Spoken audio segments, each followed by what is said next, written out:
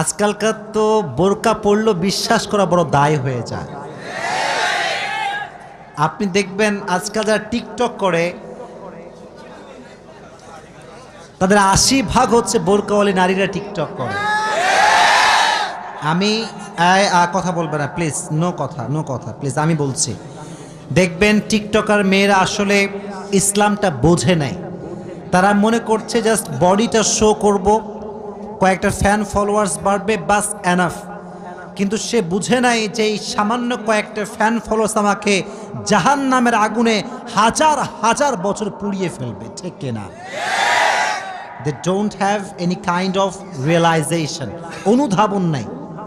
এই যে একটা মেয়ের চেহারা আমরা দেখছি, তার উলঙ্গ চেহারা, উলঙ্গ বাড়ি ফেসবুকে সে শো করছে, টিকটকে সে শো করছে, আমাদের চোখ কি ভালো হচ্ছে না নষ্ট হচ্ছে?